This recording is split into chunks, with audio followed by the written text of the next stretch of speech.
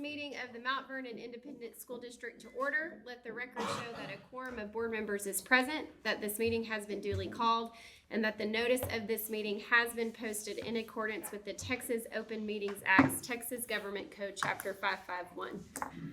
Can I get a motion to certify the agenda? Motion made. Motion made by Linda. Can I have a second? Second. Seconded by Kathy. All four. All right, that's 6-0. Let the record show Mr. Sanders is absent tonight, and I'll lead us in a word of prayer. Dear gracious Heavenly Father, thank you for allowing us to gather here tonight, Lord, and I just ask your hand over our district and that we make decisions out of wisdom and obedience to your will, Father. Please give us the discernment and knowledge and understanding to do that. Please be with our teachers and our students this crazy time of year, Father, especially as they're all traveling. And I ask that you just be with them not only physically but mentally too as we push to the end of the year. Thank you for your goodness. In your name I pray. Amen. Amen. All right. Pledge of allegiance. I pledge allegiance to the flag of the United States of America and to the republic for which it stands, one nation, under God, indivisible, with liberty and justice for all. Honor the Texas flag. I pledge allegiance to thee, Texas, one state under God, one indivisible.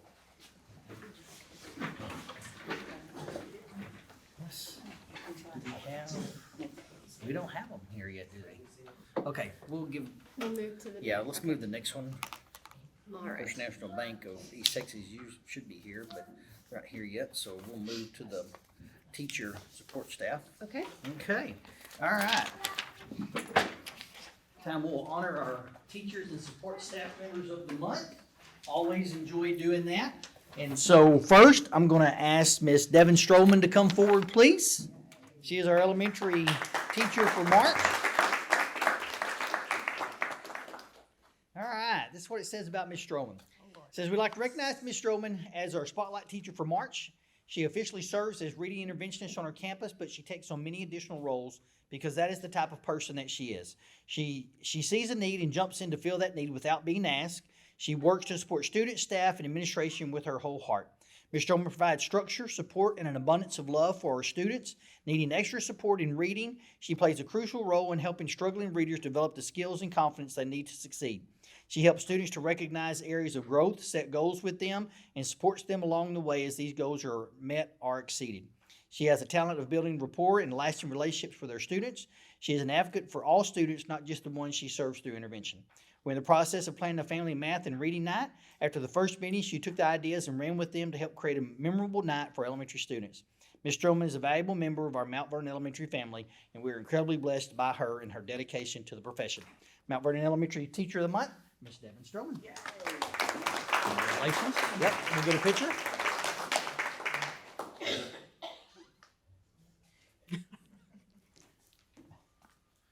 All right.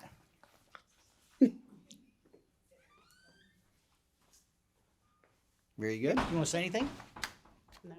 Okay, all right. Just thank you for the opportunity for being here, Mount Vernon. I'm glad you're here. Congratulations. All right, next, if I could have the one and only Coach Mickey Hargrove come forward, please. Congratulations. Thank you. All right. Says Coach Hargrove embodies the spirit of dedication and unwavering support for our students. She's not just a coach, she's a mentor, a guide, and a champion for their success, both on and off the field. Coach Hargrove consistently goes above and beyond to foster academic excellence in her student athletes.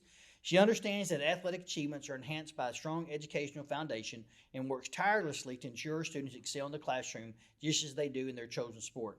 But her influence extends far beyond academics. Coach Hargrove challenges her students athletically, pushing them to discover their potential, to strive for improvement, and to achieve more than they ever thought possible. She instills in them the values of discipline, teamwork, and perseverance, qualities that will serve them well throughout their lives. Coach Hargrove's commitment doesn't stop with her students. She is a phenomenal team player, always ready to lend a hand and support her fellow colleagues on campus and throughout the district. Her flexibility and willingness to collaborate are invaluable to our community. In short, Coach Hargrove is a shining example of what it means to be a dedicated educator and a true asset to our school. Let's all take a moment to appreciate her hard work, her dedication, and her unwavering commitment to our students and our community. Mount Vernon Middle School Teacher of the Month, Miss Mickey Hargrove. Congratulations. Yes, ma'am. Congratulations. Thank You want to say anything? No, thank you. No? Okay. Next, we will do the High School Teacher of the Month. If I could have McKay Munson, Coach Munson, to come up, please. All right, congratulations. Yes, sir. Says Coach Munson is a dedicated member of our high school community, serving as both a U.S. history teacher and assistant football coach. With several years of experience, he brings a strong commitment to his students, learning and strives to create meaningful educational experiences in the classroom. Coach Munson is known for being steady and reliable in his approach to his duties. He is always prepared and handles all professional obligations in a timely and efficient manner. His positive attitude contributes to a collaborative environment among colleagues, making him a well-respected team member who is always ready to step in and help wherever and whenever needed. Coach Munson is also committed to building strong relationships with his students. You can often find him in the halls between classes, engaging with students and providing encouragement to everyone he interacts with. In addition to his teaching duties, Coach Munson willingly contributes to the school in various ways, whether through coaching, mentoring, or participating in after-school activities or extra tutorials. His willingness to support the school community makes him a valuable asset to our campus. Coach Munson is well deserving of recognition as our Teacher of the Month. High School Teacher of the Month, Coach Munson. Congratulations. There you go. Yes, sir. Congratulations. You want to say anything? Oh, sir, I'm good. Thank You want to introduce your guest? This is my wonderful wife. This is my 2.5-year-old son, Luke, and then my 3-month-old, almost 4-month-old Zoe. Congratulations. Very good. Thank you all for being here tonight. Yes, sir. Okay, and Mr. Diaz is not here, is he? Okay. Well, we will get this to him or try to honor him in May, but our staff member of the month is Juan Diaz, and I'll go ahead and read what it says about him. It says, Mr. Diaz doesn't just teach, he fosters a caring and supportive atmosphere that allows his students to thrive. What truly sets Mr. Diaz apart is his unwavering dedication to his students. He is always providing additional support and guidance whenever needed. He understands that each student learns differently and requires individual attention, and he consistently rises to meet that challenge. It's a testament to his ability to create a positive and engaging learning environment where students feel comfortable, supported, and encouraged to reach their full potential. Mr. Diaz truly has a caring and servant heart. He embodies the spirit of education, putting his students' needs before his own. He is a valuable asset to Mount Vernon Middle School, and we are incredibly fortunate to have him as part of our team. Again, I apologize he's not here, but our staff member of the month is Mr. Juan Diaz. All right, we're going to do one more recognition because I think this is well worthy of recognition. And I'm going to ask if our trainer, Miss Terry Epps, and I know I saw Coach come in as well, Coach McLean, if you'll come down. Come down, Miss Terry. So a couple weeks ago, we had a incident at a baseball game. We had a spectator, grandparents of one of our players, have a cardiac arrest. That's a good way to put that. Had a cardiac arrest, and Miss Terry was called, and she came and with the AED machine, her along with a couple other fans performed CPR and used the AED machine and performed some life-saving activities for that lady. They were able to stabilize her. Unfortunately, she did not make it through the night. But because of Terry's action, they were able to get her in the ambulance and gave her another chance. And so anyway, we want to recognize her, and I also want to share an email that I received. But let me back up and say, not only does Miss Terry, not only does she do that night, but Miss Terry spends many, many hours here in our district with our kids, with our coaches. And if there's an injury, we even have teachers that go to her. I mean, so she's kind of like our team doctor, I guess, district doctor. But she serves so many of our students and does it faithfully. Gets here early, stays late. There's not a sport that she doesn't support. And like I said, there are times that when we have staff members who twist an ankle or pull a muscle or What else have you had to do? Bones, falling off ladders. Fall off, broken bones, just anything. She serves. She has that heart, and she serves our students so tremendously well. And I wanted to say that as well. But here's what the email said. It says, "I just want to pass along a big compliment to a group of coaches and the athletic trainer at Mount Vernon ISD. I witnessed the Terry Epps for the quick. Well, didn't get all the emails. I witnessed that night Miss Terry Epps for the quick thinking and calm actions taken to try and save a woman's life. Although the outcome was not what we wanted, I witnessed Terry working with my daughter through a torn ankle ligament extensive injury in her treatment and therapy." So I didn't print off everything. Basically, she wanted to recognize Terry for what she did as well. Talked about how well she had worked with her daughter. I've asked Coach McLean to come speak just a little bit as well on behalf of Terry. He was there that night also. But again, we just want to recognize Miss Terry for her actions, and not just that night, but also what she does for our students all the time. So, Coach. So, the first thing I want to say, the shortest version of this I can give is that since the day I got here, which was not that long ago, Miss Terry's here almost as soon as I am, and she usually leaves after I do. And I usually one of the last people out the door. But if our kids are practicing or competing, she's here. And she's doing anything and everything she can to make sure that they are taken care of. She's a kid magnet. Kids love being around her, and she does a phenomenal job of pouring into them, getting them excited about whatever it is they're doing, whether it's helping with athletic training or rehabbing and getting our competitors back on the field. But that night specifically, things unfolded almost quietly in the beginning, and when they finally hit that tipping point, when it had been deemed by multiple people an emergency, I believe it was Mr. Hammond said, "Somebody call Miss Terry," and she was just a few feet away over at the softball game that was going on, and within less than a minute, she was over there and immediately sprung into action. Was able to assess the situation based off of what little information bystanders were giving her who are not trained medically. Pulled the AED machine out and immediately went to work, and took control of the situation as I was trying to communicate with the ambulance and 911 as they got there. And as Dr. McCullough said, was able to stabilize Ryder's grandmother.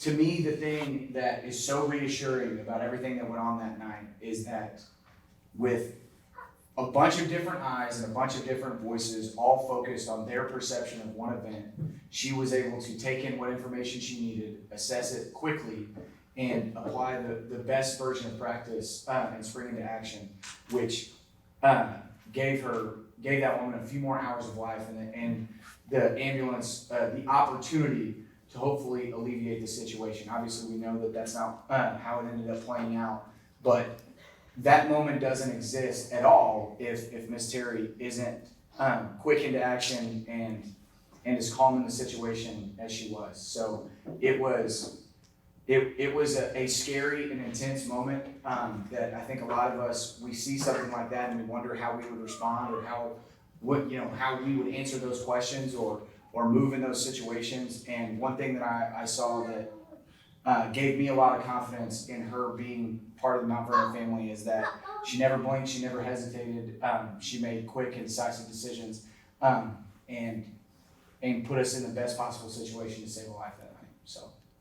So, Ms. Terry, we greatly appreciate you. We want to honor you tonight and just say how much we are grateful for you for all that you do, not just that night, but every day with our students. And we just want to applaud you and thank you for who you are and what you do. So.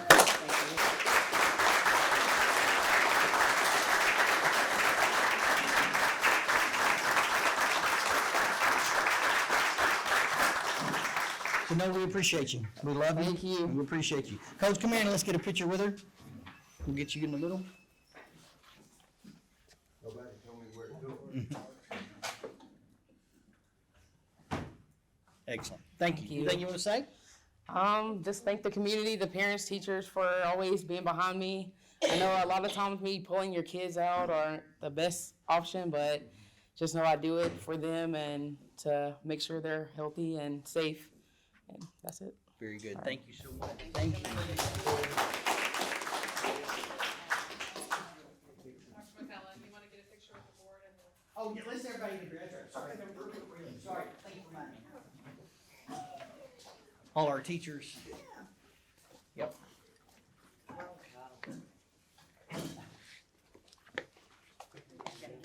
Coach, come on in here. Come on, we got room. She said, I don't forget.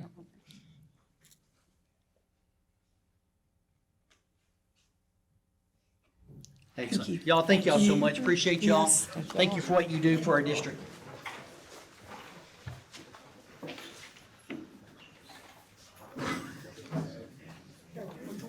Stephen, y'all hold down the fort out there.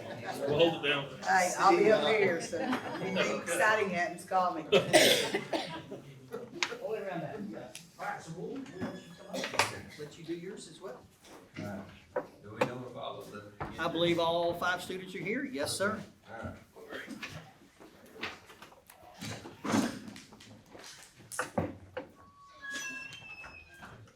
Sorry for the delay. Oh, no, you're good. You're good. Lose track of time? No, I walked to every door. You know what I was doing. How's cooking? Alright, so, each year, we have the privilege to be able to help the students of Mount Vernon and a couple of the other rural schools. We present 5 computers to each one of the schools to be able to give the kids that could get the best use out of it. So there's certain criteria that we give to the school, they follow that criteria and try to get it to the children or the kids, not children anymore, but the young people that are going to be using it to help further their education. So I hope I've got all of the right names, okay? So those of you that are here for sure, they're Trevor Hudson, okay? Ashley Call, Sherilyn Castillo, Kentrell Grant, and Fernando Herrera. All of y'all here? Okay. Y'all come down.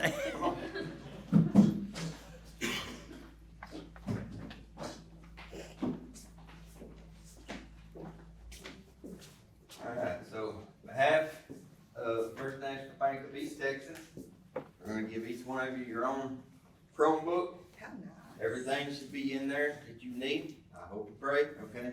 I have to do all of that because I'm not the computer techie, so, they try to have everything prepared for me, okay? And so there's a card on the side of that, that's my card, okay? For the bank, all right? So the other side of this is to help you today, okay? But that card in there is to help you for tomorrow, okay? So I don't know how much experience any of you guys have ever had going into a bank, talking to a bank or whatever, all right? We're people too, just like you, okay? There's no big scary thing about it, all right?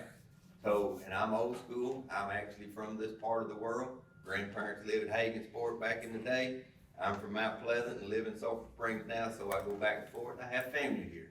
So this town, this community, you kids are part of me, okay? So I'm part of this area. So what I wanna tell you is that card there is for if you have questions about anything, okay? Whether it's financially related, whether it's school related. Sometimes even if it's personally related. Some young people don't have places to go to talk to, okay? So if you come to talk to the bank, y'all know where I'm at. I'm the big rock building with the cedar deal across from Slime, okay? Real easy to find, all right? My door is always open, always. Doesn't matter who you are, what you come from, it doesn't matter, all right? So I'm here to help you today, and if you need things as you get ready to further your education in the future, and you need help with that, you need guidance with that, I'll be glad to talk to you. I may not can fix everything, but I can sure help point you in the right direction, okay? So, there's a few of these people in here that know me that are on the board, and I'm exactly today, like you see me today, that's how I am in that office, okay? It ain't no big scary place, it's, come sit down, we'll have a cold drink, we'll talk about life, okay? That's what it's about, okay? So, congratulations to all of you, okay? Please put it to good work, okay? Use it to further your education to move forward, okay? So, high school is a wonderful thing. High school education is a wonderful thing. But if you wanna move on further in life, you're gonna have to go to the next level, okay? And be prepared for that, don't be afraid of it, okay? I was terrified when I went, I was the first person in my family to ever go to college. Kinda scary, get there, small town, 50,000 people at College Station. It was a little spooky, but You get there, you learn to grow, not just educational wise, but as a person. You learn to mature, you learn responsibility. And so that moves forward to helping you into the next level, okay? So I'm gonna shut up because I know they got a meeting to do, and Kyle knows I like to talk, so y'all get right back here, we're gonna get a picture, all right? And then I'll get out of y'all's way where y'all can carry on with your meeting. So y'all get up there and let this lady get a picture. I'm gonna get back here and get back. Some of y'all gonna get up where they can see y'all. Yeah, we'll be standing by. Okay. Are we gonna hold these up or we're just gonna hold them? You can hold them down beside you. You ain't gotta hold them up. However you wanna do it.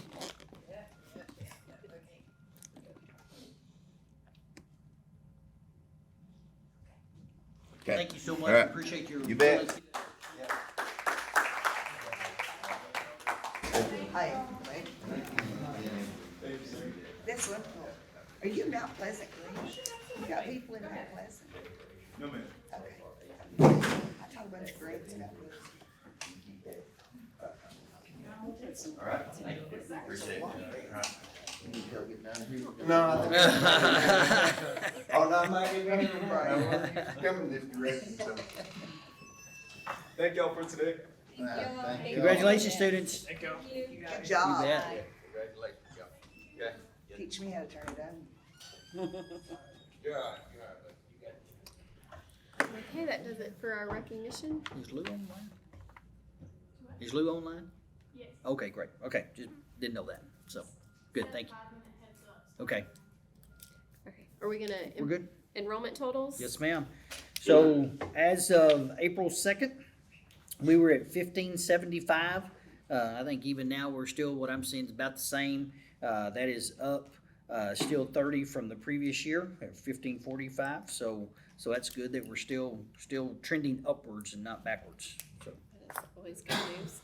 Okay, and then our campus department updates. Miss George and Miss Glover are here. Miss Bates asked if she could not be here tonight. She's trying to situate some things for testing tomorrow. Testing is upon us. I don't have a whole lot.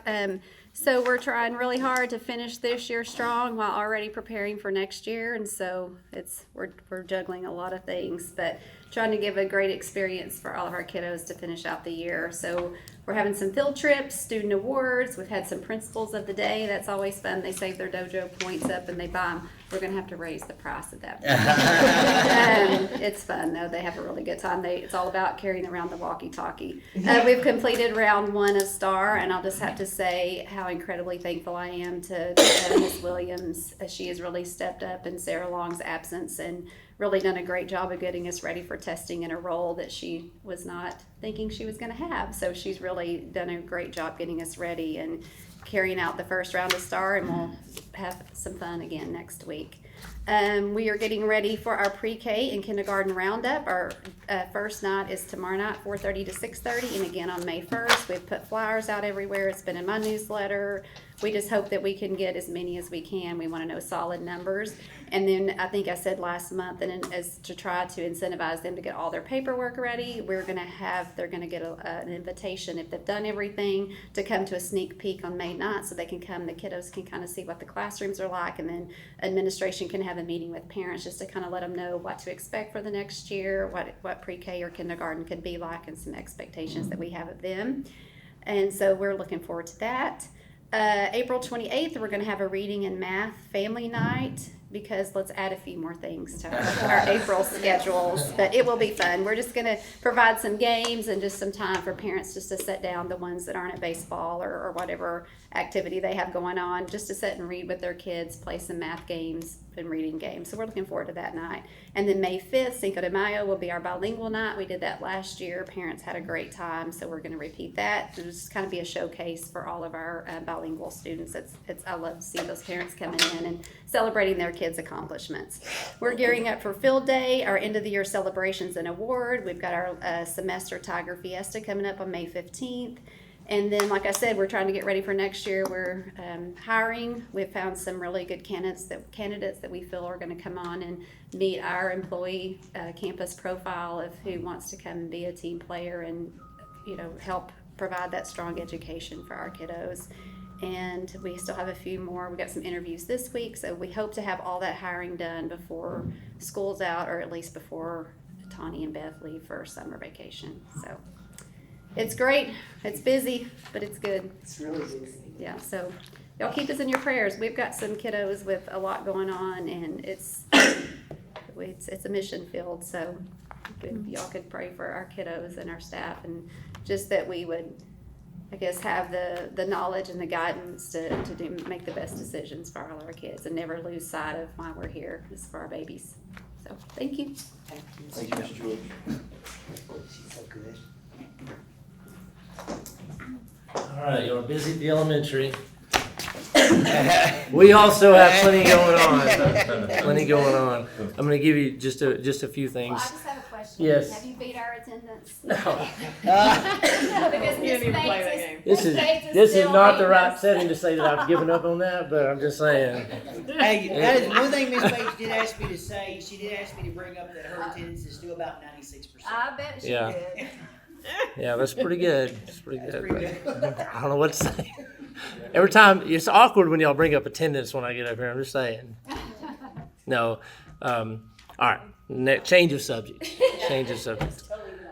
All right. So, as Miss George said, we started EOC testing. So we did our English 1 and English 2 last week. We've got tomorrow biology and U.S. history this week, and then we'll wrap it up with algebra next week. So I'm excited to get that finished, but also really proud of the work that the teachers have done this year. I know that they've worked extremely hard in some challenging circumstances for some of them, and I know that they're happy to be to this point, but also excited to see how it all turns out. So we've got the EOC testing happening in the next week or so. We completed our tail pass testing last week with our ELL kids, and so we're getting on to the next thing, which in this case is TSI, which are a college readiness test for juniors and sophomores. We do juniors do ELA and sophomores do math. That'll be coming up here in a couple of weeks on the testing side. We did do a school day ACT a few weeks ago, and I wanted to kind of give a public recognition here to 2 students on that. We had 2 kids make over a 30 on the ACT, Excellent. which is quite impressive. This Monica Self and Caden Decker both made a 30 plus on the ACT, so kudos go to them. And we had a number of students. We had at least 20 that have made a 20 or higher on that, which is above the national average. So proud of those kids that worked on that. I did want to recognize that we had the CCMR Expo a few weeks ago, a couple weeks ago. I know some of you probably saw that, and we had 72 presenters from different colleges and trade schools and different professions here to talk to students 8th through 12th grade about post-secondary options, and I thought that was a fantastic event, even better than last year. So, and most of the kudos goes to Miss Stevens and her team on putting that together, but they did a great job, and I think kids are getting a lot of benefit out of that, so we would like to see that continue here in the next few years. High school academic UIL, we did have some teams that advanced to regionals from the district competition. Calculator team was first place. That's Caden Decker. He was first place overall. Callie Clark, she was second place overall. Addison Pointer and Robert Clark. Our math team was first place overall again. Caden Decker, Dylan Clinton, Cannon Vaughn, Kai Elmore. So they're all advancing to regionals, as well as our science team, who was second overall at district. So we did have some successes there in academic UIL. Let's see, Ag had their big plant sale Saturday. Was it Saturday? Yes, Saturday. And got some really good feedback. I know Kyle showed up with a truckload of plants I saw on Saturday. So I didn't hear the exact amount that they made, but I know it was very successful. And she's still trying to get rid of the leftovers here the last couple of days. So kudos to Miss Stanford, Miss Dixon for handling that this year on the Ag side. A couple of events we have coming up.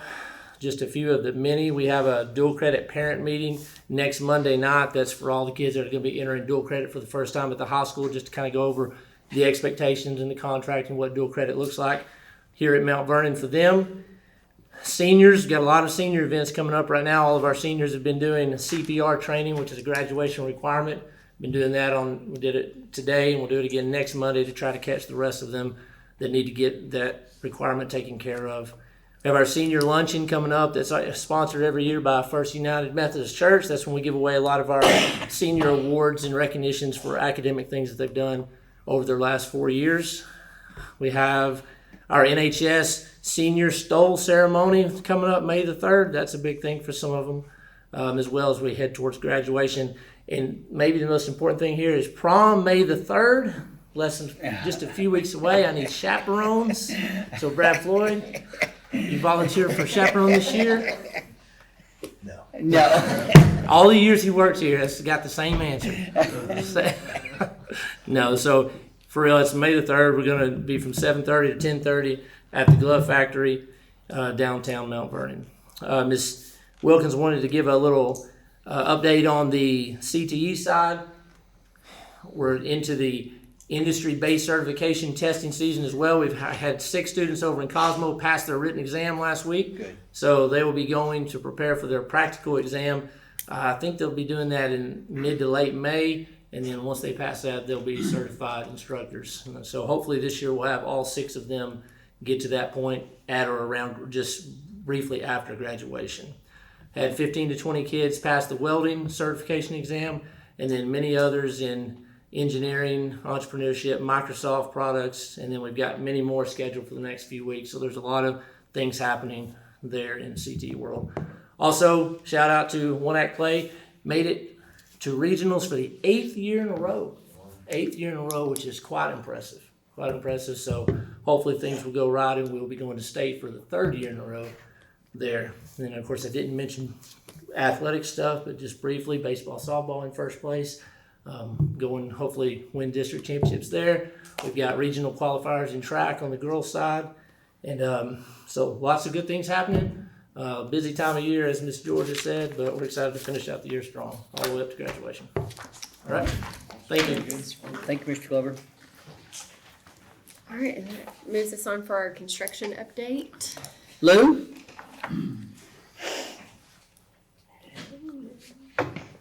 Yes, can you guys hear me? We sure can. Thanks for being with us tonight, Lou. Not a problem. Good evening, school board. Good evening, Dr. McCoy. Hope everybody had a good weekend. Construction update. We'll start with Unit A, which is the middle school addition. Y'all been around there. It looks pretty good over there. We have started beginning the first coat of the paint on the inside. I know there's some sidewalk paving going on over there. There's also, they're installing the storefront systems or the glass front systems over there as well. Just got an update from our our mason subcontractor. We should be seeing some brick towards the end of the month, 1st of May. So hopefully we can start getting that installed for a turnover in mid-June, 1st of June, mid-June of this summer. Unit B, which is our auditorium foyer, we should be pretty much done, wrapped up with some punch list items that we may be less than 10 at the moment. So we should be pretty much wrapped up in that foyer. We do have the auditorium phase where we've got to install the fire sprinkler, but more than likely next month, late next month or into the summer, we'll start installing that. Over at Units D and E, the cafeteria fine arts, as you can see, we're continuing to form the concrete grade beams. I believe there's another concrete board scheduled for tomorrow or Wednesday, but toward the end of the month, first week of May, we should start seeing the slab foundation for Unit E installed. Over on Unit F, the high school addition area, we're going to start drilling piers tomorrow. So as soon as they're drilling piers, they'll move over to Unit G, which is the ag facility where they're continuing to cut and backfill in that area. Got a little late start just because of the soil conditions over there, but once we're done drilling piers in F, they'll switch over to G and start drilling piers. So hopefully within the next month and a half, less than 2 months, we should be out of the concrete business. So that's an update from here. That'd be good. Wonderful. Yeah. Thank you. Yeah. Any questions for Lou? Lou, thanks for being with us tonight. Thanks for the update. Yes, sir. Y'all have a good evening. Thanks, sir. Quick update on, Hellas is not here, but, so they have come back, they had to, do some corrections on paint color of tennis court. That's been done. They were moving, when they did the lights for the tennis court, they actually put the control switch in the softball press box with those light switches. So they've come back and they are putting one, there by the tennis court. It is gonna be one we're gonna keep locked up, so that it's not, the lights will not be, usable by the public, after dark. Part of that is because of neighbors. Once is every time we have lights on after 10:30, I get a text from our mayor. So we're going to try to be good neighbors to them as well. And that way, again, if it's not being school use, then it doesn't need to have the lights on anyway. So of course they will be open to public outside of school hours, but just not at dark. So we got that part done. Still a couple little punch list items they're still trying to work through. We've still not signed off on baseball, softball yet, even though we're getting to use it. We've not done a final walkthrough, sign off on that yet. They did power wash the football stands in regard from how, that was dirty from being set up after they started putting it up and had to take it back down. That was done, I think it was finished last week or maybe the week before. They're finishing up on the visitor locker room, and then they'll have fencing to finish and maybe a couple more minor things, a little bit of concrete work. But other than that, they're getting close on that part as well. So, okay. Any questions on that? All right, now, information item D is our 2024-2025 School Board Continuing Education Credit Hours Report. Per State Board of Education, Texas Education Code 11.159B, 19 Texas Administrative Code 61.1, the following Mount Vernon ISD school board members have exceeded their required continuing education credit hours for 2024-2025 in the following areas: cybersecurity, post-legislative update to the Texas Education Code, child abuse prevention, team building, additional continuing education, evaluating and improving student outcomes. Kathy Lawrence Robinson exceeded, Brad Floyd exceeded, Aaron Sanders deficient, Josh Jordan deficient, Kyle Clayton exceeded, Linda Baird exceeded, Leanne Ramsey exceeded. Okay. All right, and now we'll move on to information item E, the state questionnaire summary. Okay, so I put on just so we could go over this. You want to do it publicly so we'd have it out as well. Back a couple months ago, well, let's even go back to October when we did our Team of 8 training. One of the things we talked about and actually became one of our goals was to do a state questionnaire. So we sent that out. Sent it out first to just teachers, and then we sent it out again to the rest of the staff. Out of approximately 250 total employees, we received 124 responses.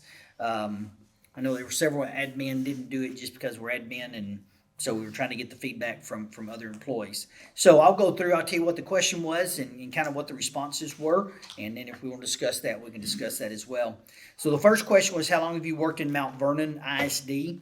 The highest percentage of that was 2 to 5 years of respondents was 27.4%. 6 to 10 years was next at 25%. Next was over 25 or over 20 years at 14.5%.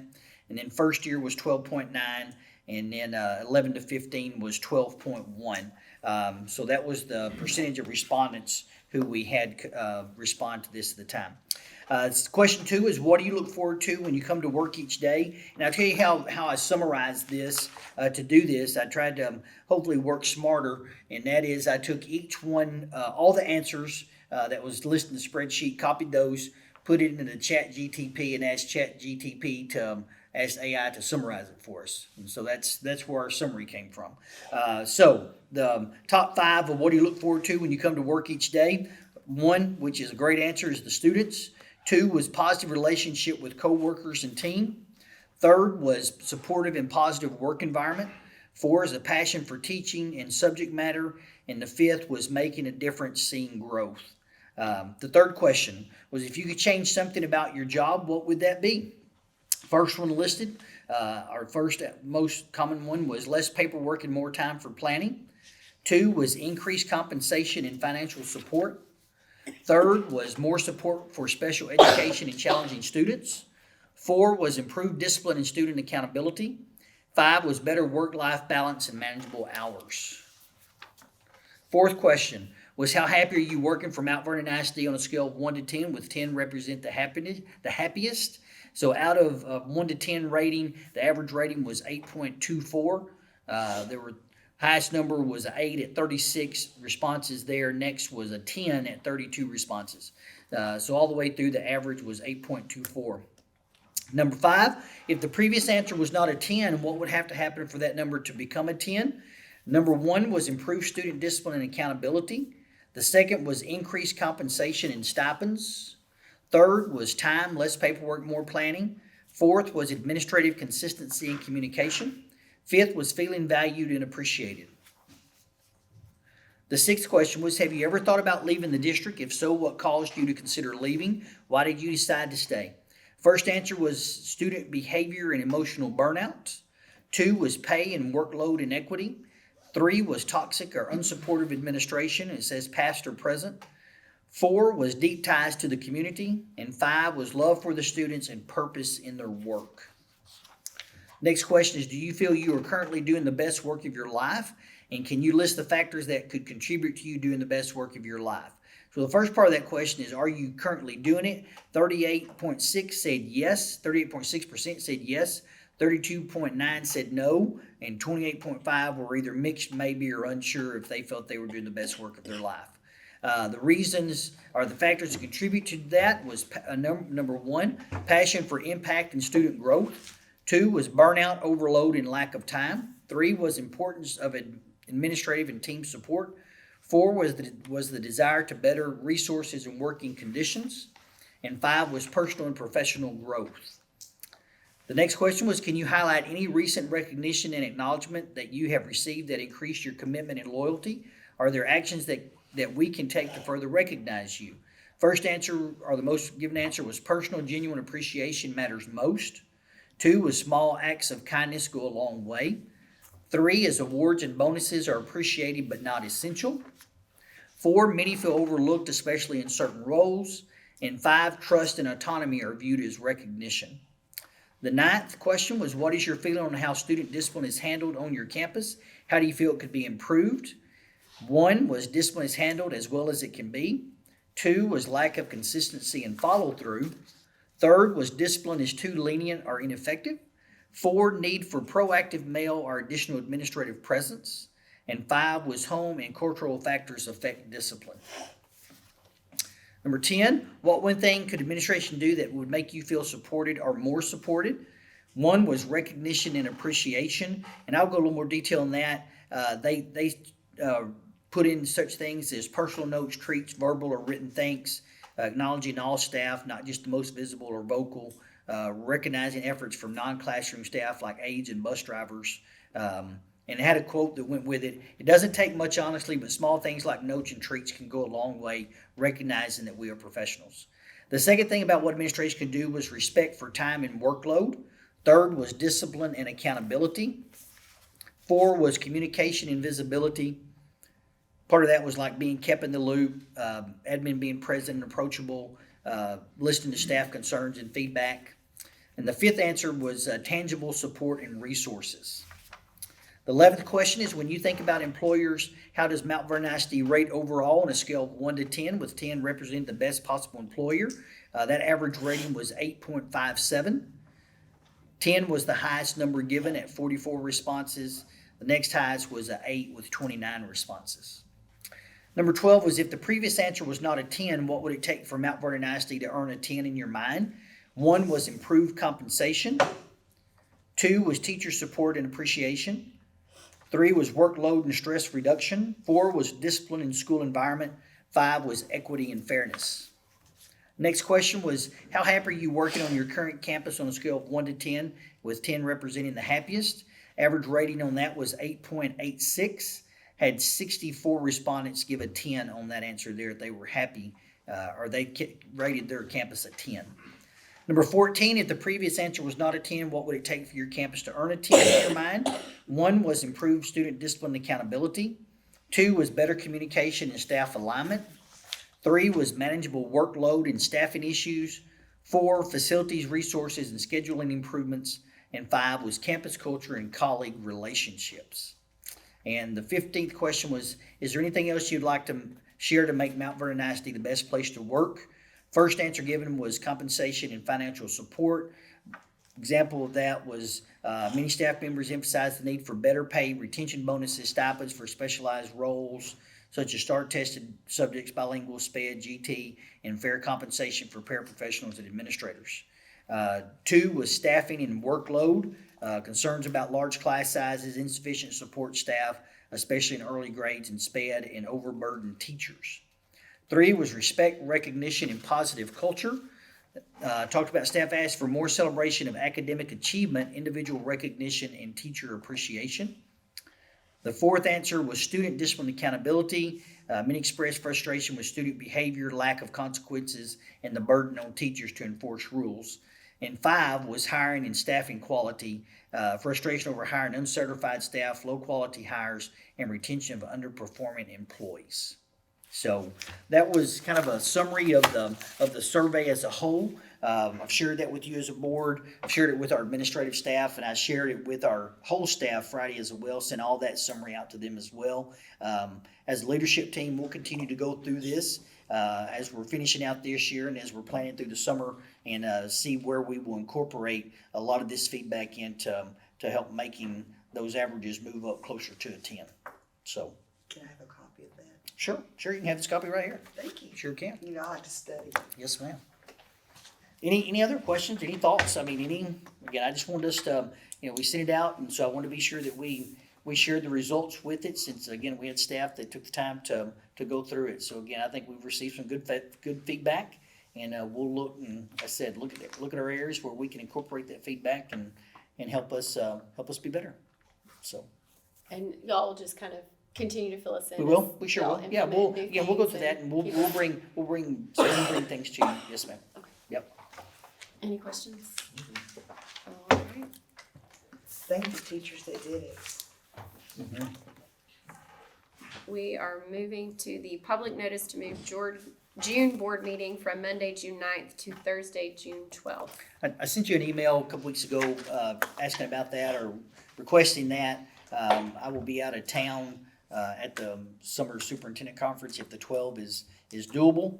We said the 12th, if not Monday the 16th is available, if that would be a better time.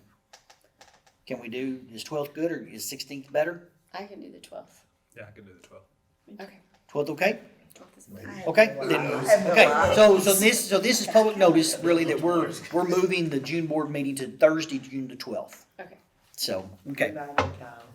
Remind me to text Aaron. Get a reminder. Yeah, he knows. I think he Okay. said he could be here. At first he said he couldn't, but he said he could. Yeah. All right, anyone here for open forum? I don't believe so. Okay. All right, do I have a motion to approve the consent agenda? I'll make a motion. Kyle makes the motion. Is there a second? Second. Seconded by Linda. All 4. 6-0. Thank you. And let's move to our action items. Action item A, consider and approved missed school days waiver for elementary.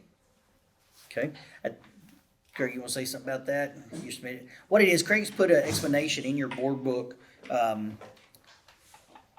Texas Education Code 25081 still allows for missed school days waivers. We can request that because we had 2 designated makeup days for additional minutes built to the originally adopted calendar. We have used one of those as well as we utilized an additional 960 minutes of additional built-in time plus a bad weather day. So we've met those. We'll be 360 minutes short, so that's really what the waiver is requesting, and it's still pending commissioner approval, pending your approval tonight to apply for the waiver. Want to add anything to that? No, Sorry. it's just, we're only applying for the elementary because they're the only ones short because of their time. So this is standard protocol. But we have to have your approval before we can actually submit it to TEA. Okay. So pending your approval, you approve it tonight, we'll submit it to TA. If the commissioner if the commissioner were to, for whatever reason, not approve the waiver, then we will, what the plan would be that last day of school, instead of being a half day, we would have to make that a full day to get the minutes. So, again, but that's why y'all's approval of the waiver, the commissioner's approval of the waiver, the last day stays the same. And if something changes, then we'll notify everybody of the change. All right, I'm gonna make the motion to approve the missed school days waiver for elementary. Do I have a second? Second. Second by Linda, all four. 6-0. Thank you. All right, and action item B, consider and approve recommended instructional material selections. Okay, so this is the standard procedure for anytime we're adopting new instructional materials. If you look at our policy, that has to come before the board for approval. You've got a one-pager right there in front of you listed this year. K through 5 phonics and reading language arts, or K through 3 phonics and K through 5 reading language arts and Spanish language arts was up for adoption. And then K through algebra 2 was also up for adoption. So the process, what we did is I invited principals to invite teachers from their campus to go to Region 8 to a vendor showcase where we got to see all of the vendors who had approved materials under the new EMRA process. And we hadn't really talked about this much, but the number of approved vendors, because of the criteria now under the new EMRA, was way down, because you've got to have 100% TEKS coverage, and there's a lot of things that go into it. So the number of options were constricted and way more limited than normal. But in saying that, they were happy with what they got to see. So we went to Region 8, took team leads, principals, and sat through all the rotations, watching everybody's presentation on math and RLA. Excuse me. And then after that day, we kind of talked it through and got feedback from the team leads and principals, and they said, hey, we want to see and hear more from these vendors, getting more time with them to ask questions. So I coordinated a day where those vendors on March 7th, Bluebonnet, Savas Learning, Accelerate Learning, and Agile Mind all came and gave on-site presentations for all grade levels. All of our teachers were able to go through that, not just a limited number. They were able to see presentations. They had an hour and a half with them and were able to ask questions of the reps. After that point in time, we took teacher and administrator feedback, and that was collected, and a majority of those polled selected that material in black above right there. So that's Accelerate Learning, STEM Scopes for Kinder through Algebra 1, Agile Mind, Geometry, and Algebra 2. If you're wondering why that's two different products right there, STEM Scopes was the favorite, but they like a lot of others, only had a product up through Algebra 1. Agile Mind was liked. Our high school department liked Agile Mind and the product, the way it was put together, but probably would have chosen Accelerate Learning had they had an Algebra 2 and geometry product. So we're only going to do a 1-year contract with Agile Mind to see next year if Accelerate Learning puts out a product. Okay. And then the TEA Bluebonnet Learning K through 5, that's for reading language arts. Their phonics program K through 3. And I put this on here, the Spanish language arts. We're actually getting access to that as a part of a pilot program, which I'll apply for once y'all approve that, because it's let me just say it's a pilot program. It's not fully developed yet, but it goes along with, it's their Spanish translated materials, and that goes along with the RLA. And I've talked to the bilingual coordinator at Region 8, has helped support schools in other districts who've been using the OER product in the past, and she's going to come out and work with our bilingual staff to help them on how to coordinate that at the different grade levels with our Gomez and Gomez model that we're currently using. Any questions on that? I'm gonna ask a question, and Ms. George, you might want to jump into because it pertains to because most of the reading is for elementary. Can you you've talked about it before in here, kind of what some of the updates, what y'all are seeing. Can you talk about how this addresses some concerns y'all are seeing with, I don't know if the benchmark data is the correct way, but our younger grades? Right. Because y'all's scores right now are phenomenal. So my question was just changing that, what the need was and what you were feeling to continue with that success. Does that make sense what I'm It asking? does. So Okay. our star scores are good, and our third and fourth grade teachers are having to do a whole lot of work once our kiddos get to them. If they're not on level, they're having to fill in the gaps along with our interventionists. They're working to fill in those gaps to get them on grade level so that then they can also pass star. So we need to lighten the load and that burden and really address it in early intervention at K2. And so we know there's a need there, and that's what spurred a lot of conversation on our campus, and I've been fully transparent, about that from the beginning. That's when we had Region 8 come talk to us, what can we do? Because we know there's room for improvement in K2. And so we went to the RB's training, which is the research-based instructional strategies training, one of the best trainings I've been to. And it was really toning in on there's a saying that you can't out intervene poor tier 1 instruction. So it doesn't matter how many interventionists we have, we've got to tone up and secure or not secure, just beef up our tier 1 instruction. So if our kids are not performing where they need to be, we can't lower the expectation. And so that's really through their RB's training, it's all about that. You have to have that tier 1, that solid tier 1 instruction on grade level. And after we said, so there's 4 different instructional strategies. After the first grade, we took a team of, there were 8 or 10 of us there, and the teachers looked at me and said, this is what we need, this is what's gonna fill in the gap, because there's 2 pieces of it. There's the foundational piece, which is our phonics, the grammar, that's 60 minutes a day, but then it also brings in the knowledge and foundation. So it's built in units, and it's really working on that comprehension and exposing them to all sorts of things that even if you're a struggling reader, you can still have that listening comprehension. You can still learn and be given the opportunity to learn. So that's the knowledge and comprehension. So there's 2 different components. So all we've read, all we've researched, all we've heard we interviewed applicants that are using it, and I asked them, I said, would this be a deterrent for you coming to our district after using it? Absolutely not. They've seen the growth. We do know that with any new implementation, you could have a backslide, because when you're asking kiddos to everyone doing good tier 1 instruction, is going to be hard for them. Yeah. And that's going to be a change. And part of the training was, as educators, we love our kids and we don't want to see them struggle sometimes, but that productive struggle is where the learning is. And so we're going to have to reframe what that looks like for some of our classrooms, and even for some of our teachers, that it's okay for them to struggle. And then that intervention is going to have to come outside of that language arts block so that we can continue to fill in those gaps where they are.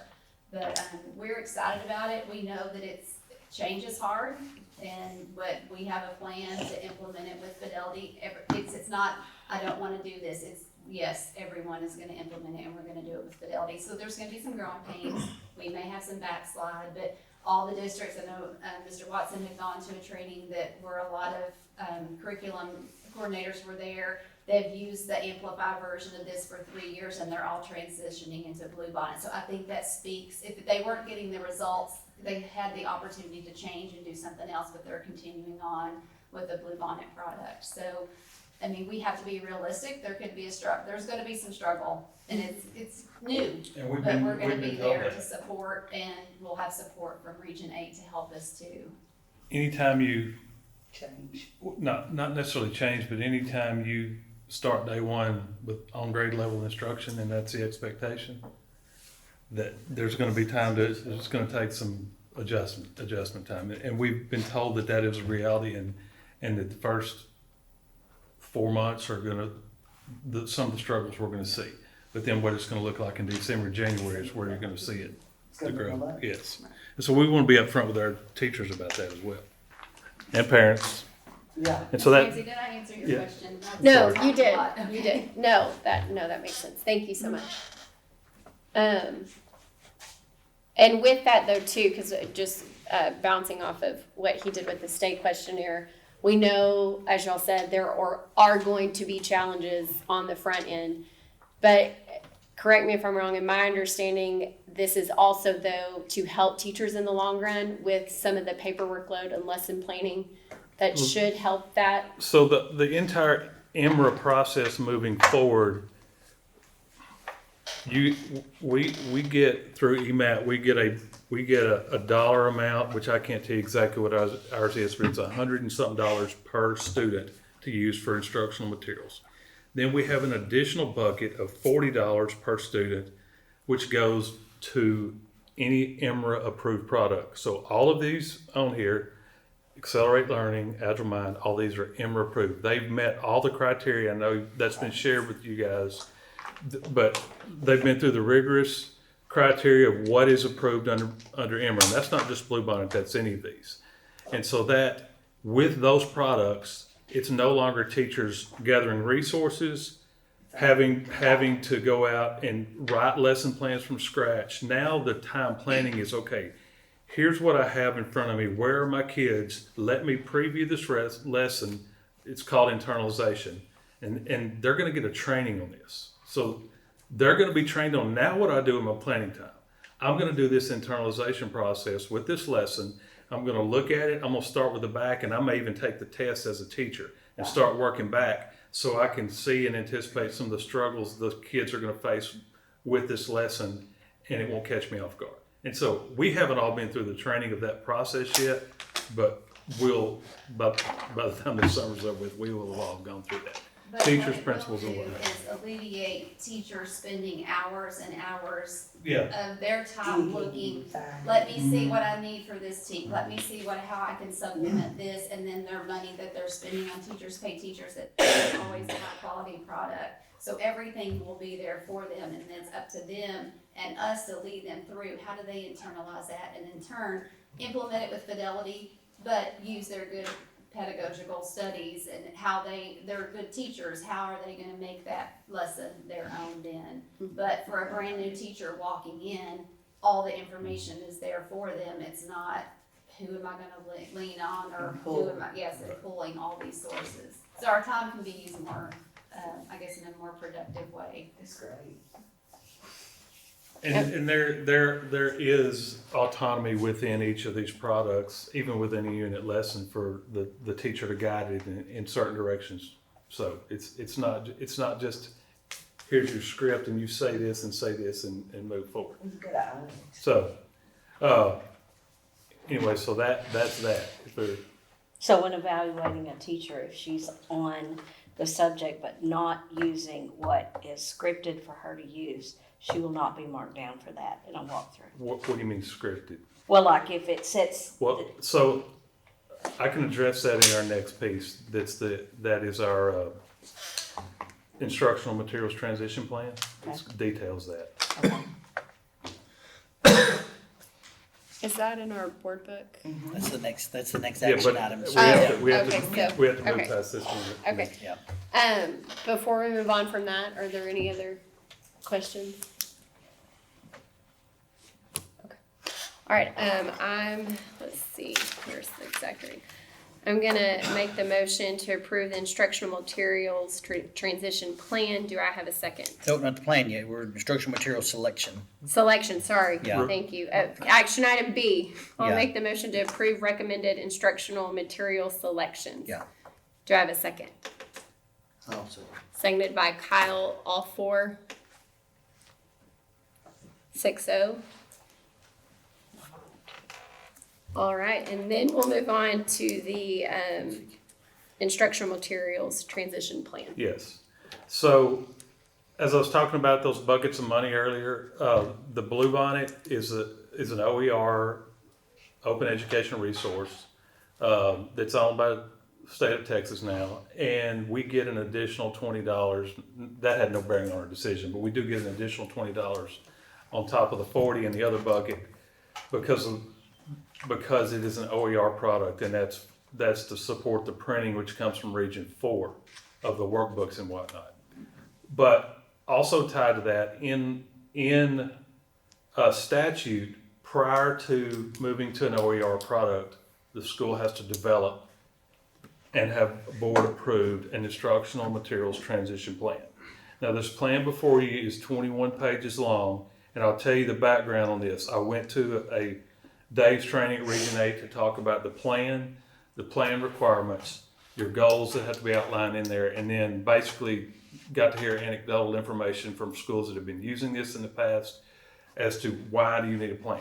Anytime you have change, you need a plan on how you're going to implement the change, how you're going to message the change, and what are your expectations going to be with any type of new curriculum.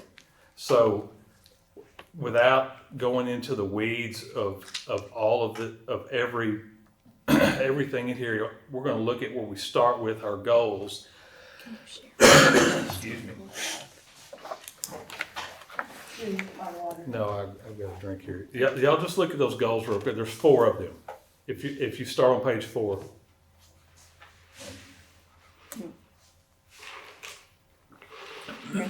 Goal area. Now, this plan is our own. It is kind of like a campus improvement plan. It can be tweaked and amended as deemed necessary, but it is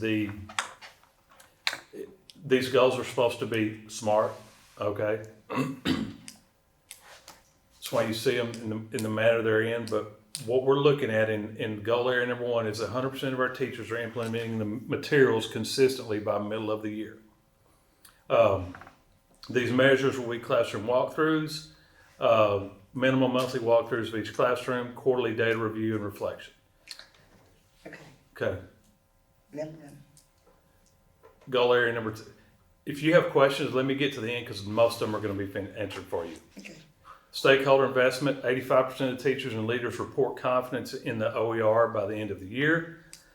This will be gathered through stakeholder surveys at the end of the year.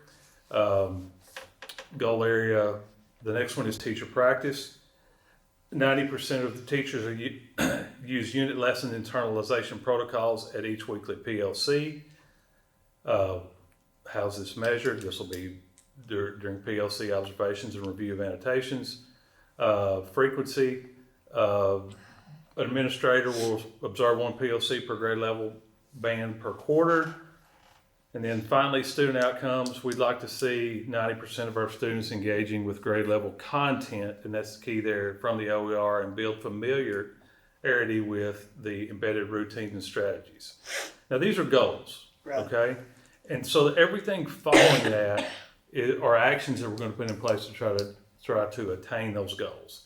Now, I'm going to save you the boredom. The action 2, creating conditions for success, the first part of that is what are we technically going to do in order to order materials, get them distributed, whatnot. It's just basic stuff right there. How are we going to order them? How are we going to get them distributed, inventoried, all that. So then if you go down to top of page 7, schedules and calendars.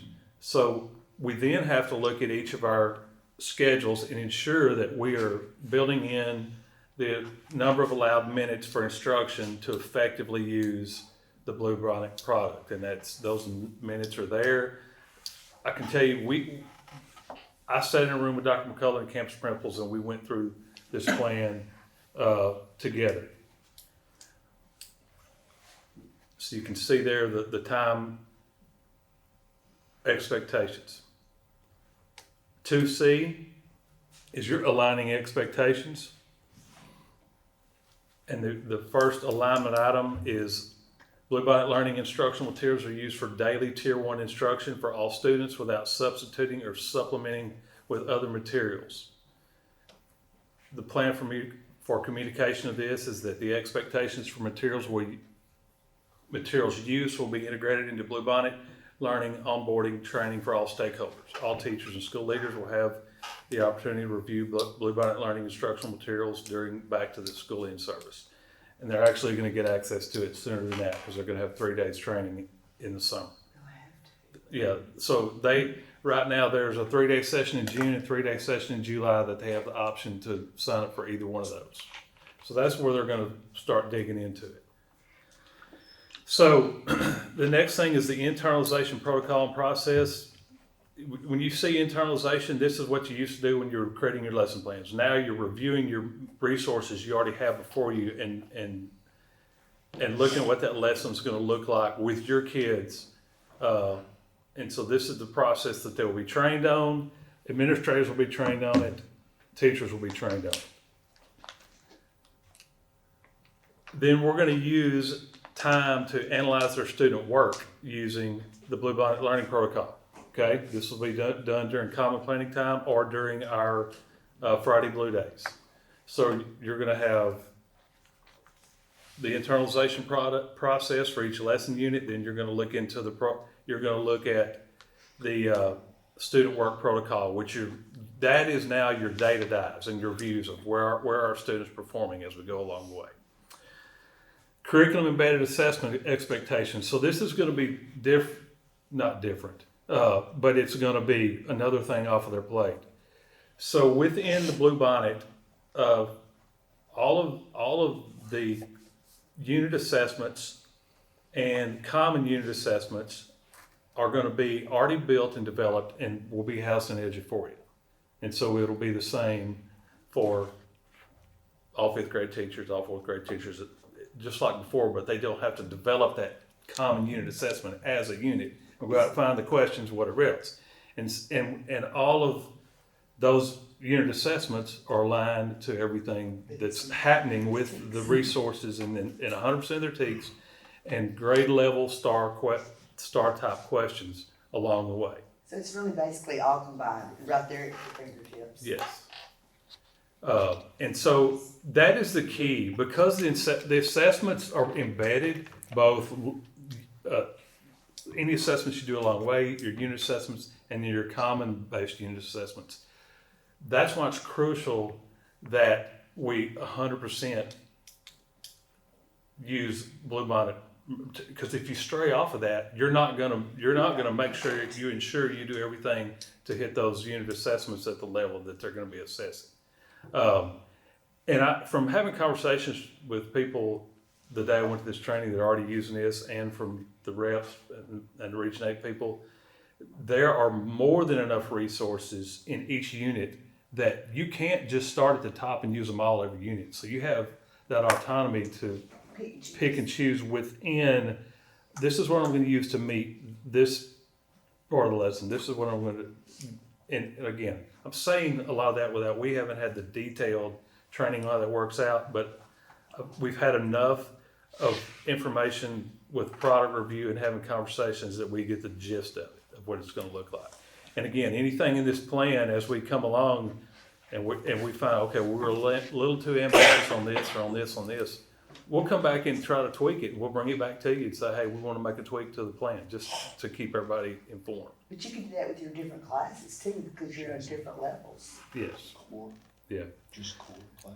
This is just math and English. This plan is really just for the Bluebonnet part. Yeah, this is It's just just Bluebonnet English, K-5 RLA English. right now. Up to fifth grade. Yeah, LAR, K-5. Because that's where they stopped the Through fifth adoption, grade, through right? fifth grade. Yeah. yes. Yeah. And so the next thing is your professional learning plan. The Arby's training, like I said, we had a group of teachers already go at the elementary earlier in the year, and then we brought them back out last Friday. We did Arby's again for anybody who hadn't seen it, and that's the research-based instructional strategies training that Ms. George was referencing. So we did that. The rest of this just outlines our PD plan, dates, when everybody's going to get what they're going to get in regards to PD, what that's going to look like.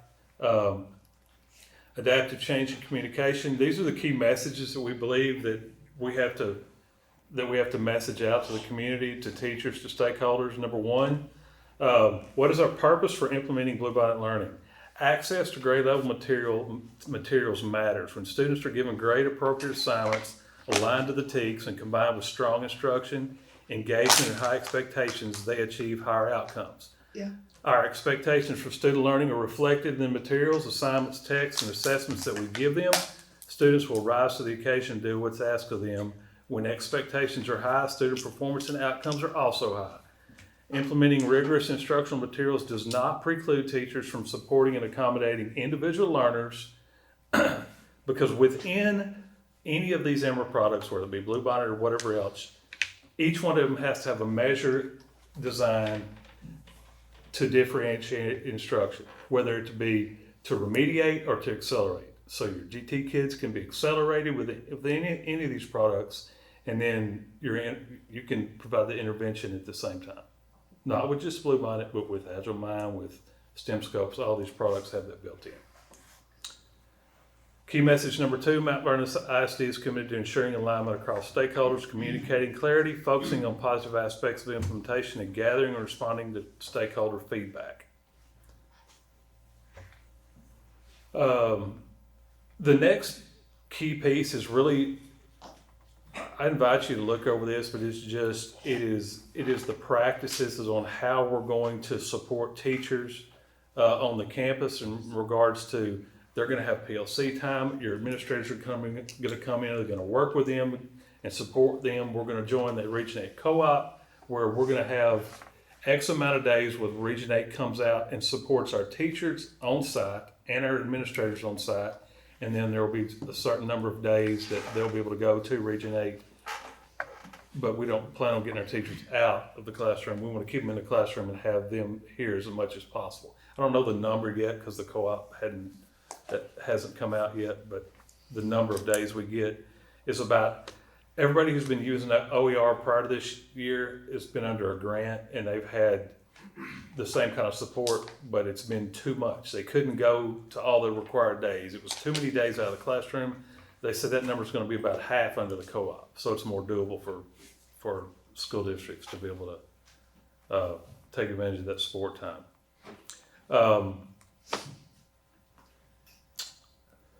Those are just our structures inside for internalization of PLCs. There's going to be walkthroughs happening that are not gotchas, that are not part of. Hey, this is a formal walkthrough as a part of your T-test. This is a walkthrough to help you in your implementation and to give you feedback. And I'm going to come walk through your classrooms, and we're going to have PLCs, and we're all going to sit down and talk about it and the struggles we're facing, because it's new for everybody, so we're going to provide that level of support. And if we have these expectations that it's going to be implemented, we've got to inspect it and support it from an administrative standpoint. Support's the main key right Yes, there. yeah. Sorry.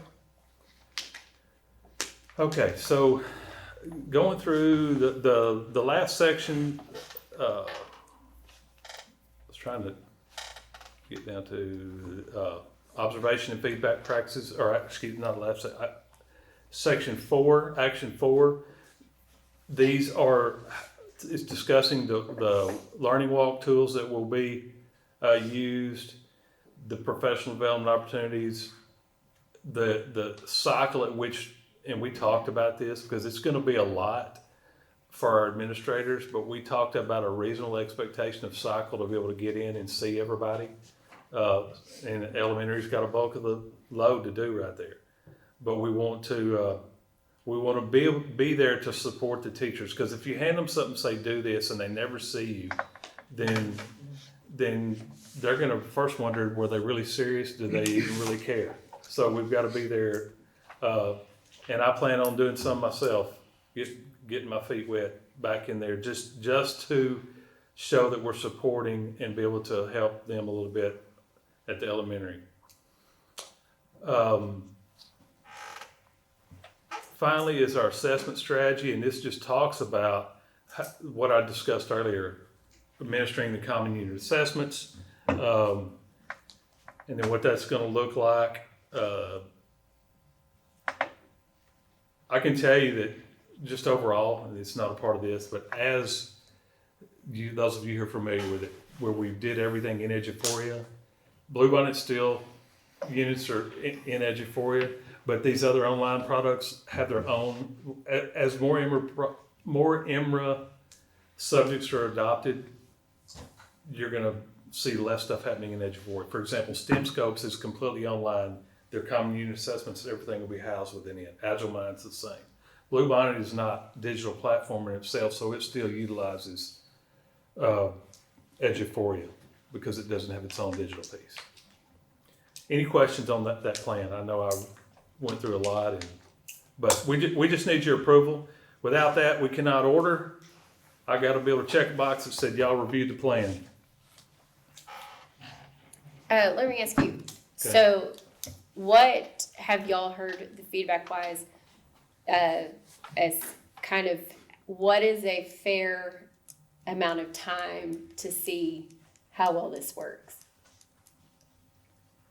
Because what we're doing is working, so we're gonna do something new and different. What if it doesn't I had a work? conversation with Superintendent Paris. They've been part of the grant process. And as Craig said, first semester, she said was a struggle. And you start seeing the turn, as Craig said, about December to January, and you really start seeing some momentum through the spring semester. So the thing, our STAR scores have been good, but what's working right now in K1 and 2 is not working. Right. And it's not working, it's not advantageous, it's a struggle for our teachers and so what we're trying to do is get this has, how many different products were we relying on to try to teach phonics and using some that weren't even approved prior to? This is the most robust phonics program to teach our kids to read, starting in K1, that there is. No, I was just curious, just kind of just to have something. Yeah. I mean, for example, when we moved So to like, a 4-day I calendar, didn't it ask that question because everybody who I talked to and got feedback from Region 8, they've stayed with it. So no one is like, that to my knowledge there was one, she didn't give a name, she said there's one district that had a new administrator come in and they paused it, but they're fixing to go back. But everybody else who had been using it as OER product the past 3 years is continuing, and there's more coming up. So, but here's the deal, nobody knows if anything, we can't guarantee anything's gonna happen. All we can do is analyze the data, look at what's presented before us, and make a decision that this is what's best, based on all the information we have. But it sounds like it's gonna be for all levels, and, you know, all the different levels in the class, in the grade. Yeah. It might be a struggle at first, but It it'll will be. work. And that's what they said. But when you are teaching at grade level, and that is your expectation, y'all know this. You got kids that may have good grades throughout the year and don't pass the STAR test. Yeah. Okay. So why? This ensures that instruction is at grade level, It's geared. and it's geared toward, so you'll have kids that might have been straight A kids that might all of a sudden not make an A in this situation, but it's because the rigor is going to be upped. Well, we've got to. Testing Yeah. rigors are up. Yeah. And when I in saying this is not, that statement is not just about Bluebonnet. That is about Yeah. the EMRA products that have to be on grade level and 100% takes line. So it's for our math as well. That's not a Bluebonnet issue. it's gonna be That's all new EMRA materials moving forward. And if I can interject, when we say what we're doing in K2 is not working, that is not a reflection on what our teachers are doing. No. Right. It's the needs of our students that are coming to school and the different products that we're having to pick and choose from. We need something that's streamlined and something that's given them the depth and complexity that that they deserve. And that's our hope or our shot at getting them where they need to be. So again, when they get to third grade, our third grade teachers aren't teaching them first, second grade skills to get them where they need to be, and instead of learning to read in third grade, we're reading to learn, and so making that all happen. So hopefully, if it's working in K through 2, then when they get to third grade, it's just smooth sailing and they're continuing on. Well, if they're grade level by 5th grade, they're gonna be great in junior high. Right. It's gonna carry over. Yeah, that's a good one. Does Okay. anyone else have any questions? Anyone else? Okay. All right, so let's, is there a motion to approve the instructional materials transition plan this time? That's right. I'll make the motion. Is there a second? No second? I will. Seconded by Kathy. All four? 6-0. Thank you. All right. What did you vote against it? Let's move to action item D. Consider, sign, and ratify the certification of the provision of extra instructional materials for the 25-26 school year.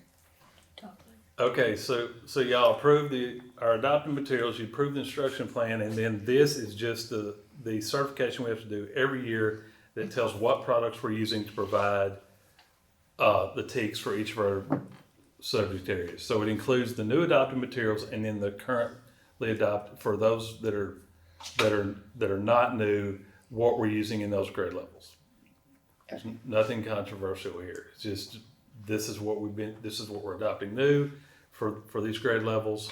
It includes our science stuff from last year, and then each grade level is outlined. I just need a motion to approve that, and then I'll need a signature at the end. All right. Do I have a motion to sign and ratify the certification of the provision of instructional materials for the 25-26 school year? I'll make a motion. Kyle makes the motion. Do I have a second? Second. Josh seconds. All four? 6-0. Thank you. Thank you, sir. All right. Action item E, consider and approve MVISD Police Department vehicle procurement purchases. I'm gonna ask JP if he will, do you mind speaking on this just a minute? You wanna share with them? They have, so, yeah, if you will. So JP put his, JP gave you an explanation in your board book, but I asked JP to be here, well, he was here anyway, but I asked him to be available to answer any questions. As you see what he has done, he's had the opportunity to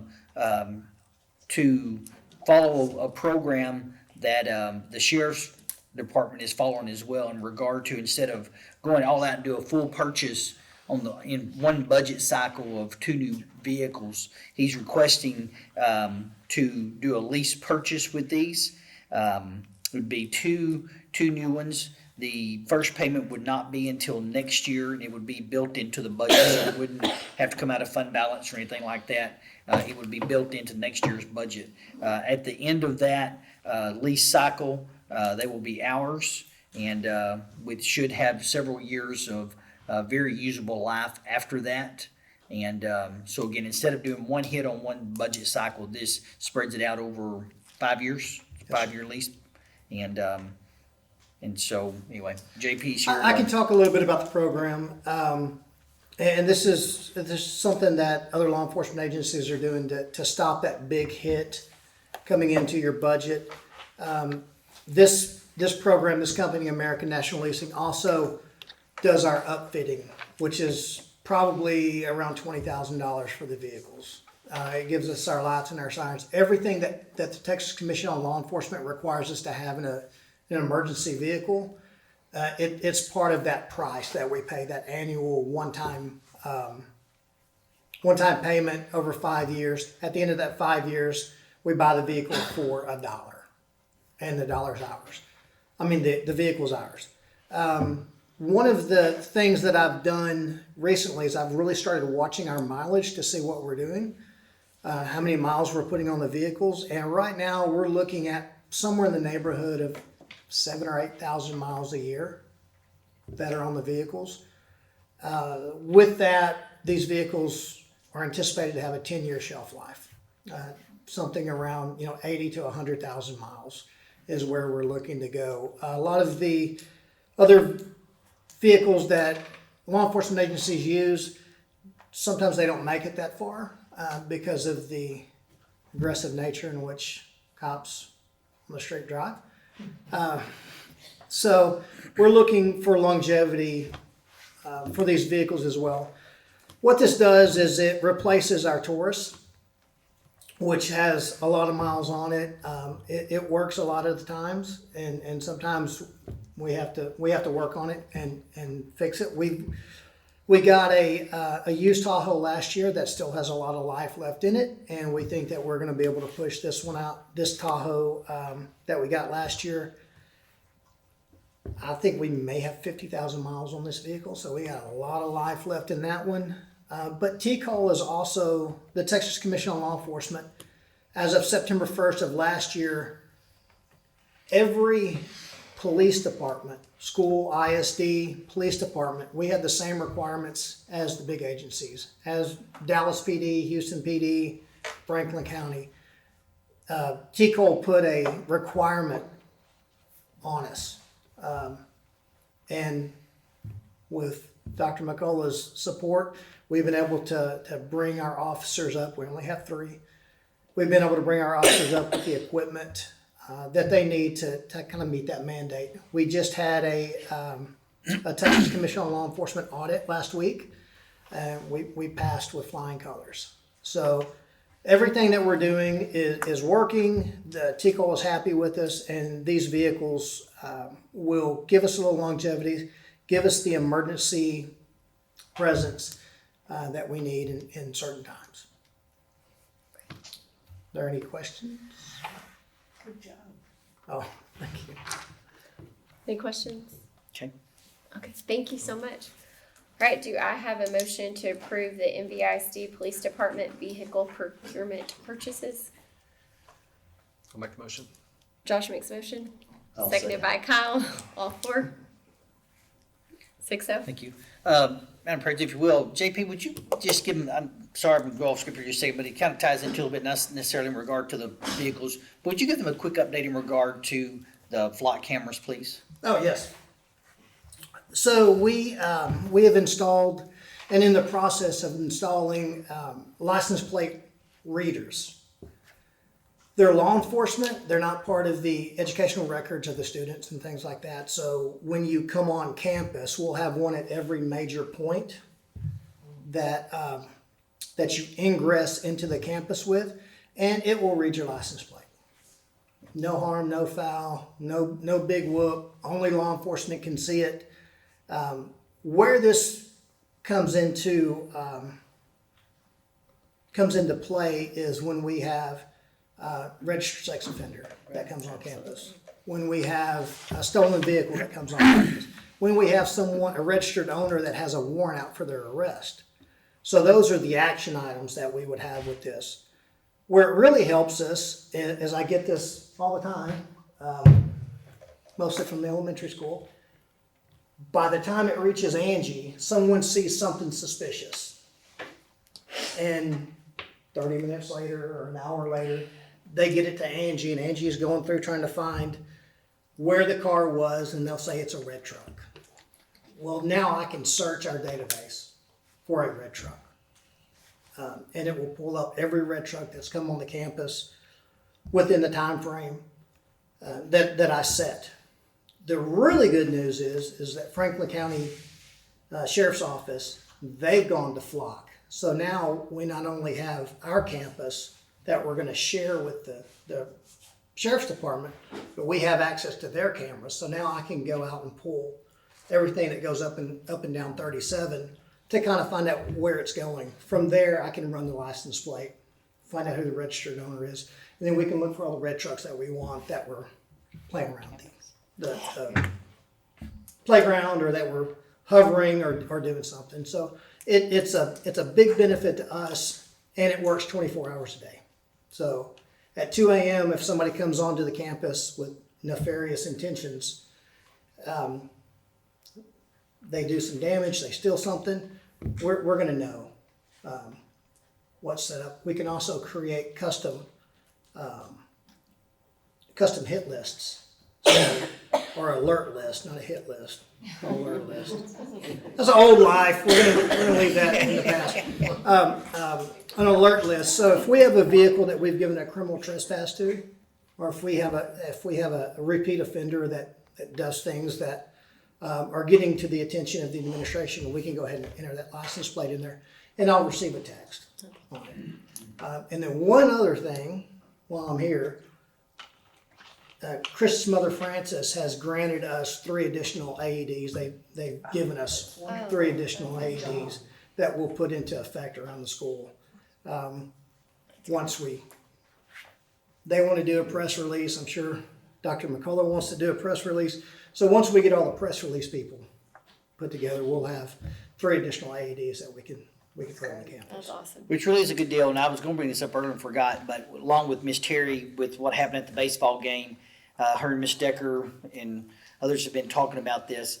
Not only will we get those three, and we already have some on each campus, but we're going to, as a school, we're purchasing some extras.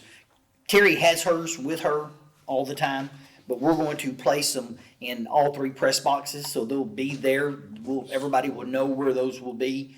Press boxes are kind of the central location for both fields, still close enough to tennis court as well to have one, but then we'll have an additional one at the football field as well. So those are additional plans of AED machines that we're putting in place. That's great. Sorry.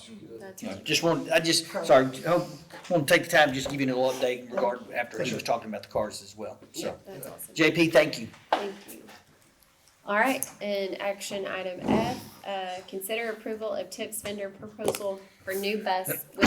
Okay, so we Seatbelts. actually need to change, the buses that we have, the quotes that we have are actually a bus with seatbelts. All buses are being made now with seatbelts unless you specifically, which we've done in the past, special order them without them. All these buses are on the lot and available at the present, so they would have seatbelts.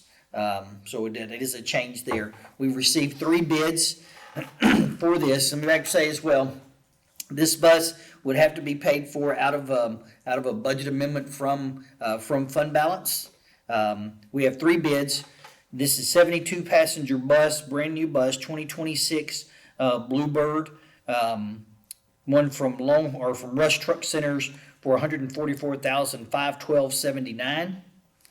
We have a quote from Longhorn Bus for $157,032. And we have one from Thomas Bus for $145,000 even. Sorry, it's a 78 passenger bus, not a 72. And these are all the same? All the same. Okay. Should be the same bus. Yes, ma'am. So, I'd like to make the recommendation to go ahead and move forward with this. This is a bus we should be able to receive over the next couple of weeks. I actually thought we were going to be bringing recommendation for an additional special ed bus. Bobby feels that he has found one, a used bus that he and Nick went and looked at, low mileage for only $20,000.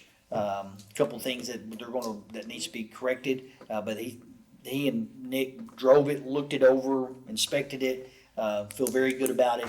So we're going to be able to replace that one out of current budget funds. But this one here again would come out of fund balance. Okay, so would the special ed bus would come out of special ed funds? So it's going to come out of. Question is, Craig, the special ed bus, will that $20,000 come out of special ed funds? Yes, it will. We've been kind of watching our special ed funds because we want Right.